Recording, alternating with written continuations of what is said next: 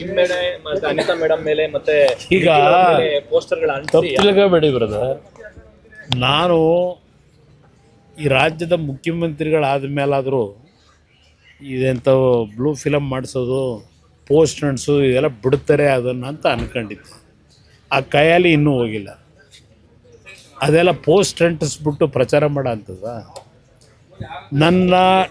ನಂದು ಬಿಟ್ಟುಬಿಡಿ. ಈವನ್ ನನ್ನ ಹೆಂಡ್ತಿದ್ದು ಫೋಟೋ ಹಾಕೋರು, ನಂದು 100 ಎಕರೆ ಅಂತ ಅದೇನೋ ನಿಖಿಲ್ದು ನಂದು ಹಾಕೋರಲ್ವೇ. 46 ಎಕರೆ 40 ವರ್ಷದ ಹಿಂದೆ ಕಷ್ಟಪಟ್ಟು ಸಂಪಾದನೆ ಮಾಡಿರೋ ಜಮೀನು. ಅದು ಬಿಟ್ಟು ನನ್ನ ಹೆಸರಲ್ಲಿ ಇನ್ಯಾವ ಜಮೀನಿದೆ? 100 ಎಕರೆ ಅಂತೇನು ಹಾಕೊಂಡವರಲ್ಲ ಪೋಸ್ಟ್ರಲ್ಲಿ. ಇನ್ನು ಅನಿತಾ ಮೇಡಮ್ ಅವ್ರದ್ದು 36-37 ಎಕರೆ ತಗೊಂಡವ್ರೆ. ಖರೀದಿ ಮಾಡಿರೋದು.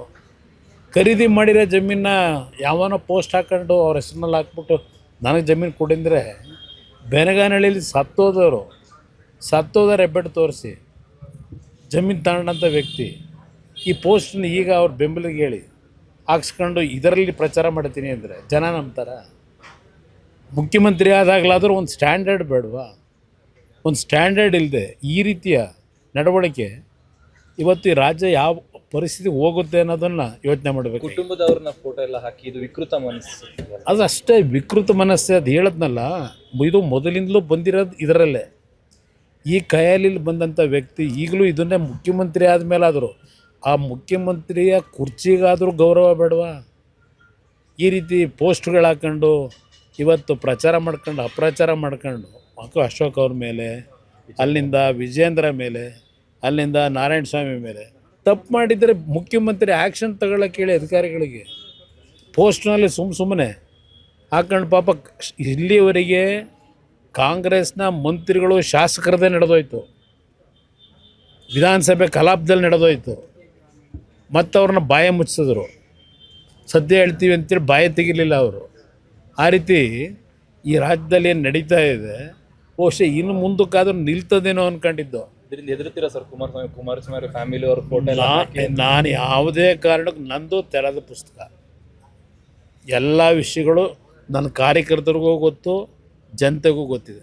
ಅದರಿಂದ ನಾನು ಇದಕ್ಕೆಲ್ಲ ಇಂಥ ಬೆದರಿಕೆಗೆ ಹೆದರ್ತಕ್ಕಂಥ ಪ್ರಶ್ನೆ ಇಲ್ಲ, ಈ ಪೋಸ್ಟ್ಗಳಿಗೆ ಹೆದರ್ತಕ್ಕಂಥ ಪ್ರಶ್ನೆ ಇಲ್ಲ. ಜನಗಳ ಮುಂದೆ ನಮ್ಮ ಪಕ್ಷದ ಹೋರಾಟ ಏನಿದೆ ಜನಗಳಿಗೋಸ್ಕರ, ರೈತರಿಗೋಸ್ಕರವಾಗಿ ನನ್ನ ಹೆಸರನ್ನ ಹೇಳ್ತಾರೆ ಪದೇ ಪದೇ. ಹೌದಪ್ಪ, ನನ್ನ ಕಾಲದಲ್ಲಿ ಇದು ಮಾಡಬೇಕು ಅಂತ ಹೊರಟಿದ್ದು ನಿಜ. ನಾನು ಮಾಡಲೇಬೇಕು ಅಂತಿದ್ದರೆ 2ನೇ ಬಾರಿ ಮುಖ್ಯಮಂತ್ರಿ ಆದಾಗ ತಕ್ಷಣ ನಾನು ಕ್ರಮ ತಗೋತಿದ್ದೆ.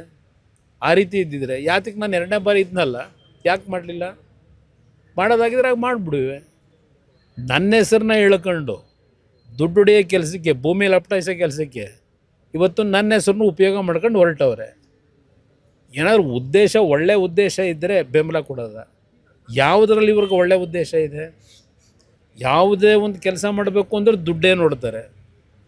ಇಂಥ ವ್ಯಕ್ತಿ ಬಗ್ಗೆ ನಾನು ಎಷ್ಟು ಸಲ ಮಾತಾಡಲಿ ಸರ್? ಇನ್ನೊಂದು, ನಿನ್ನೆ CLPಯಲ್ಲಿ JDS ಅವರು ಆಪರೇಷನ್ ಮಾಡ್ತಿದ್ದಾರೆ ಕಾಂಗ್ರೆಸ್ ಶಾಸಕರು.